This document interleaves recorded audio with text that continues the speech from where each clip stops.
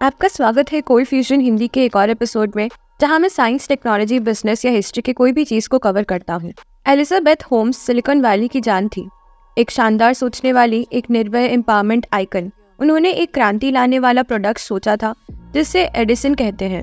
ये एक डेस्क पर फिट हो सकता था और फिर भी एक ही बूंद खून से 1000 मेडिकल टेस्ट और डायग्नोसिस कर सकता था। अब टेस्टिंग स्लो और कम्बरसम नहीं थी, बड़े मशीन्स के साथ। ये मेडिकल फील्ड का आईफोन था। बिना किसी मेडिकल डिग्री और यूनिवर्सिटी के छोड़ने के बाद भी एलिजाबेथ को फोर्ब्स और फॉर्च्यूनेट मैगजीन पर कवर फीचर किया गया था। वॉल्टन फैमिली से लेकर रप्टर मुर्डॉच तक सभी अब थेरेनॉस में इन्वेस्ट करने के लिए उछल रहे थे। उनकी कंपनी थेरेनॉस 19वीं सदी की दवा को क्रांतिकारी बनाने जा रही थी। थेरेनॉस बोर्ड में वेल्स फार्गो के पूर्व सीईओ और पूर्व US secretary of state Henry Kissinger शामिल थे। अपने चरम पर थेरेनॉस ने $10 बिलियन की कंपनी मूल्यांकन को संचालित किया, लेकिन ये हमेशा के लिए नहीं था।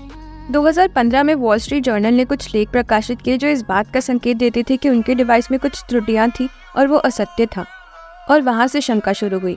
थेरेनॉस की कहानी 2010 की सबसे बड़ी स्कैंडल्स में से एक थी और ये इस चैनल पर सबसे अधिक देखे गए एपिसोड में से एक था। अगर आपको पूरी कहानी पर ब्रशअप करने की जरूरत है तो पहले ओरिजिनल एपिसोड जरूर देखें।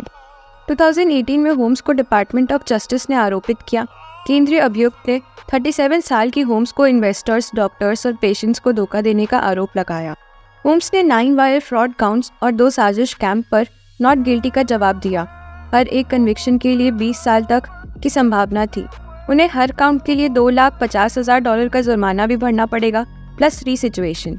उनका ट्रायल अगस्त 2021 में शुरू हुआ था और सप्ताह की शुरुआत में उन्हें 4 काउंट्स पर दोषी पाया गया। इस एपिसोड में हम देखेंगे कि ये सब कैसे हुआ। आप देख रहे हैं कोल्ड फ्यूजन टीवी। 2018 के आरोप के बाद एलिजाबेथ होम्स अधिकतर रडार के नीचे चली गई थी, लेकिन 2019 में उन्हें सैन फ्रांसिस्को में उनके नए पार्टनर लग्जरी होटल हायर बिली इवांस के साथ देखा गया था। एलिजाबेथ होम्स को 20 साल की जेल की सजा का सामना करना पड़ सकता है, लेकिन वो सैन फ्रांसिस्को में खुशी खुशी घूम रही थी। वो ही बदनाम टाइकून और उनके मंगेतर बिली इवांस। होम्स को भारी धोखाधड़ी के आरोप में गिरफ्तार किया गया था। एलिजाबेथ, बहुत सारी युवा महिलाएं आपकी प्रशंसा करती थी, खासकर टेक में। आप उन युवा महिलाओं से क्या कहना चाहेंगी? वो ज्यादा दिन तक आजाद नहीं भाग सकती थी। जब ट्रायल 2021 में शुरू हुआ, केस का मुख्य बिंदु ये था कि एलिजाबेथ होम्स जानबूझकर धोखा दे रही थी या वो सिर्फ एक स्ट्रगलिंग एंटरप्रेन्योर थी जो अपने प्रोडक्ट को ठीक करने के लिए समय खरीद रही थी। यहाँ सवाल था इरादे का। जैसे जेम्स मेलेंड्रेस ने, एक पूर्व फेडरल प्रोसिक्यूटर ने वायर्ड मैगजीन को बताया, लड़ाई होम्स की मानसिक स्थिति पर है। क्या उनका इरादा धोखाधड़ी करने का था या नहीं? आपके पास 12 ज़रूर्स हैं, 12 लोग जो सड़क से आते हैं और एक कमरे में बैठकर डिसाइड करते हैं कि होम्स के दिमाग में क्या था। गवाहों में पूर्व एम्प्लॉयज शामिल थे जिन्होंने बताया कि होम्स जानबूझकर ये बात छुपा रही थी कि वो मशीन्स जो वो दिखावा कर रही थी वो काम नहीं करती। अदालत ने पाया कि होम्स ने इन्वेस्टर्स को दिखावा करके पैसे डालने के लिए कन्विंस किया था, दवाओं को बढ़ा चढ़ाकर बताया था और फार्मास्यूटिकल कंपनीज के लोगोस को थेरेनॉस रिपोर्ट पर प्रिंट करके उन्हें वैध लगाने का प्रयास किया गया था। जिन्होंने ये भी दावा किया था कि उनके पास यूएस मिलिट्री का कॉन्ट्रैक्ट है कंपनी की इमेज बढ़ाने के लिए। कार्रवाई के दौरान सब कुछ उजागर हो गया। Emails, text messages, internal documents, आप नाम ले लीजिए।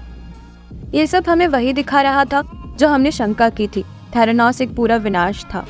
सरकार का पहला गवाह होम्स धोखाधड़ी ट्रायल में थेरेनॉस फाइनेंशियल कंट्रोलर डेनिस याम था। जब याम ने थेरेनॉस के खिलाफ गवाही दी तो एक ब्लीक पिक्चर सामने आई। कंपनी ने 2010 में $16.2 का नेट लॉस, 2011 में $27.2 मिलियन का, 2012 में $57 मिलियन का और 2023 में $92 मिलियन का नेट लॉस झेला। कंपनी ने 2012 और 2013 में कोई रेवेन्यू नहीं बनाया और 2013 में प्रति सप्ताह $2 मिलियन जलाए। याम ने यह भी गवाही दी कि थेरेनॉस ने सालों तक अपनी फाइनेंशियल स्टेटमेंट्स ऑडिट करवाए बिना गुजारे। 2015 तक थेरेनॉस ने $585 मिलियन का लॉस जमा कर लिया था, लेकिन इन्वेस्टर्स को एक डॉक्यूमेंट दिया गया था जो 2014 के लिए $140 मिलियन और 2015 के लिए $990 मिलियन का रेवेन्यू फोरकास्टेड कर रहा था। पूर्व FISA साइंटिस्ट शेन वेबर ने स्टैंड लिया। उन्होंने गवाही दी कि एलिजाबेथ होम्स ने बेफिजर लोगों का इन्वेस्टर मटेरियल में कंपनीज परमिशन के बिना यूज किया था। उद्देश्य ये था कि थेरेनॉस को अधिक क्रेडिबल बनाने का, खासकर एक स्टडी में जो उनके ब्लड टेस्टिंग डिवाइस को वैलिडेट करने के लिए एम थी। प्रोसिक्यूटर्स ने बताया कि ये एक ढोंग था वॉलग्रीन्स को इन्वेस्ट करने के लिए कन्विंस करने का, और ये काम कर गया। वॉलग्रीन्स ने ब्लड टेस्टिंग कंपनी में $140 मिलियन इन्वेस्ट किए। होम्स ने हर पेज पर FISA लोगो लगाया कैंसर स्टडी रिपोर्ट का, पहले ही वॉलग्रीन्स एग्जीक्यूटिव को भेजने से। अदालत को एक इन्वेस्टर बुकलेट भी दिखाया गया था। एक पेज पर लिखा था कि थेरानोस को पिछले 7 साल में 15 सबसे बड़े फार्मास्यूटिकल कंपनीज में से 10 ने कॉम्प्रिहेंसिवली वैलिडेट किया है, जिसमें लाखों टेस्ट प्रोसेस किए गए थे।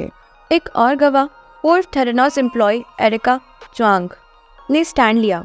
एलिजाबेथ ने दावा किया था कि थेरानोस डिवाइस 1000 से अधिक टेस्ट कर सकती थी, लेकिन एरिका के हिसाब से असल में वो सिर्फ 12 ही कर सकती थी, वो भी बहुत अच्छे तरीके से नहीं। उन्होंने थेरानोस डिवाइस में इनएक्यूरेसी की बड़ी डर के बारे में बात की।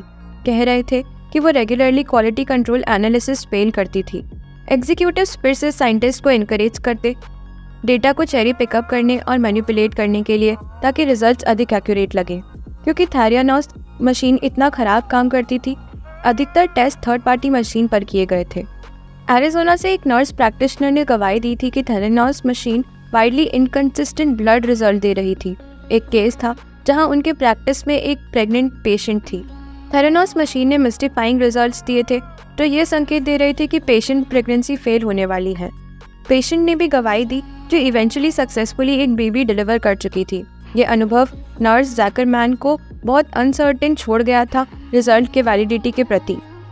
उन्होंने ये भी कहा था कि उन्हें सर्विस का इस्तेमाल करते हुए बहुत अनकंफर्टेबल महसूस हो रहा था। ध्यान देना ज़रूरी है कि मेडिकल डिसीजन ब्लड टेस्ट के रिजल्ट पर आधारित किए जा सकते हैं, तो ये कहना गलत नहीं होगा कि होम्स अपने फॉल्टी थेरानोस डिवाइस के साथ पेशेंट्स की ज़िंदगी को खतरे में डाल रही थी। एलिजाबेथ होम्स ने 7 दिन तक स्टैंड लिया। इस दौरान उन्होंने बार बार दोष हटाया। उन्होंने अपने एक्स बॉयफ्रेंड और पूर्व बिजनेस पार्टनर सनी बलवानी को फाइनेंशियल रिपोर्ट्स को फॉल्सिफाई करने का दोष दिया। उन्होंने आगे कहा कि उन्होंने उन्हें अब्यूज़ किया था, जिसने उन्हें मानसिक पीड़ा दी थी और कंपनी में उनके परफॉर्मेंस और जजमेंट पर असर डाला था। एलिजाबेथ ने थेरानोस के साइंटिफिक एडवाइजर्स और थेरानोस के बोर्ड को कंपनी की फॉलिंग्स के लिए दोषी ठहराया। प्रोसिक्यूटर्स ने सनी और एलिजाबेथ के लग्जरियस लाइफस्टाइल पर भी फोकस किया। उन्होंने डिस्क्राइब किया कि कैसे एलिजाबेथ होम्स प्राइवेट जेट्स में ट्रैवल करती थी, लग्जरी होटल्स में रहती थी, और उनका रिलायंस मल्टीपल असिस्टेंट पर भी था, जो होम डेकोरेटिंग, क्लोथ शॉपिंग और ज्वेलरी पर ध्यान रखते थे। दुनिया की सबसे कम उम्र में सेल्फ मेड फीमेल बिलियनियर के रूप में माने जाने वाली एलिजाबेथ होम्स एक कन्विक्टेड फेलो के रूप में कोर्ट छोड़कर आई, अपने पेरेंट्स और अपने हस्बैंड का हाथ पकड़े हुए। लेट मंडे को एक जूरी ने उन्हें 4 फ्रॉड से संबंधित काउंट्स पर दोषी पाया। 7 दिन के विचारों के बाद सैन जोस, कैलिफोर्निया की एक जूरी ने एलिजाबेथ होम्स को 4 काउंट्स पर वायर फ्रॉड और conspiracy to commit wire fraud पर दोषी पाया। वायर फ्रॉड इस केस में सिर्फ वो फ्रॉड है जहां इन्वेस्टर्स से थेरानोस तक पैसे ट्रांसफर करने का तरीका वायर ट्रांसफर था। जूरी ने एक और 4 काउंट्स पर नॉट गिल्टी का वर्डिक्ट रिटर्न किया और वो 3 पर एक मत वर्डिक्ट नहीं पहुंच पाई। जैसा कि बताया गया था, होम्स हर कन्विक्शन के लिए 20 साल तक का सामना कर सकती है और 4 काउंट्स के लिए कंबाइंड $1 मिलियन फाइन। तो ये चार्जेस ज़्यादातर इन्वेस्टर से संबंधित है और कई लोग कहते हैं कि उनके पेशेंट्स के खिलाफ किए गए गलत कामों का हिसाब नहीं रखता, जो बोगस ब्लड रिजल्ट्स प्राप्त कर रहे थे, या अदर पार्टनर्स जैसे कि वॉलग्रीन्स जो अपने स्टोर्स में फॉल्टी थेरानोस मशीन्स ले रहे थे। लेकिन ये बात बहुत लोग सोचते हैं कि वो इससे इतने समय तक कैसे बच सकती थी। बहुत सारे सवाल पूछे जाने की ज़रूरत है। थेरानोस हाइप के ऊपर सब्सटेंस का एक क्लासी स्टोरी था। सनी और एलिजाबेथ होम्स की लापरवाही ने मल्टी टेस्ट ब्लड वर्क के फील्ड में लेजिटिमेट रिसर्च के बहुत सारे मौके नष्ट कर दिए।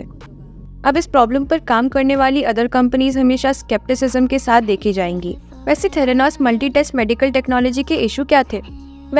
3 मुख्य थे।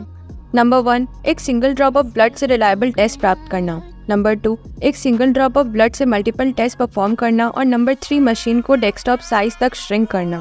तो पहले वाले के लिए एक सिंगल ड्रॉप ऑफ ब्लड से एक बैटरी ऑफ टेस्ट परफॉर्म करने का आइडिया नया नहीं है। वहाँ मल्टीपल मेडिकल स्टडीज हैं तो स्टेट करती हैं कि एक सिंगल ड्रॉप ऑफ ब्लड का रिजल्ट इंट्रिंसिकली इनकंसिस्टेंट होता है। फॉर एग्जाम्पल, थिंग्स जैसे कि वाइट ब्लड सेल काउंट्स और हीमोग्लोबिन का concentration drop to drop vary कर सकता है जब फिंगर्स से प्राप्त किया जाए। दूसरे इश्यूज़ के लिए एक सिंगल ड्रॉप ऑफ ब्लड से मल्टीपल टेस्ट रन करना करंट टेक्नोलॉजी के साथ नामुमकिन लगता है। अभी रिजल्ट्स प्राप्त करने के लिए या तो कंपाउंड्स को ब्लड में ऐड करना पड़ता है या उन्हें सेंट्रीफ्यूग में स्पिन करना पड़ता है, और कभी कभी अदर इन्वेसिव मेथड्स का यूज़ करना पड़ता है। तो जब ये चीज़ें हो जाती है तो ये रिपीट टेस्टिंग का एबिलिटी को डिस्ट्रॉय कर देती है। आखिर में मशीन को डेस्कटॉप साइज तक श्रिंक करना संभव हो सकता था, लेकिन सिर्फ कुछ सेलेक्टेड टेस्ट के लिए, ना कि हज़ारों टेस्ट के लिए जो क्लेम किए गए थे। और ये वही है जिस पर आज भी फील्ड में रहने की हिम्मत रखने वाली अधिकतर कंपनीज काम कर रही हैं। और इसके साथ ही थेरानोस स्टोरी खत्म होती है। सनी बलवानी का ट्रायल फ्यूचर में होगा, लेकिन अभी के लिए कोर्ट्स ने डिसाइड किया है कि एलिजाबेथ होम्स वाकई में इन्वेस्टर से बिलियन स्कैम करने की कोशिश कर रही थी और अब वो जेल में डिकेड्स फेस कर सकती हैं। तो आप लोग वर्डिक्ट के बारे में क्या सोचते हैं? क्या आपको लगता है कि उन्हें और ज़्यादा मिलना चाहिए था, या आपको लगता है कि जस्टिस सीवियर हो गया? कमेंट सेक्शन बिलो या कोल्ड फ्यूजन डिस्कॉर्ड में डिस्कस करने के लिए फील फ्री हो सकते हैं। वैसे मुझसे इतना ही। उम्मीद है कि आप सबका क्रिसमस और न्यू ईयर अच्छा गुजरा होगा। मैं उम्मीद करता हूँ कि इस साल इस चैनल पर बहुत सारी अच्छी चीज़ें लाने की। मेरा नाम रघुगो है और आप देख रहे थे कोल्ड फ्यूजन हिंदी। देखने के लिए धन्यवाद और मैं जल्द ही मिलूंगा नेक्स्ट एपिसोड के लिए। चीयर्स गाइस, अच्छा समय बिताएं। कोल्ड फ्यूजन, ये मैं सोच रहा हूँ।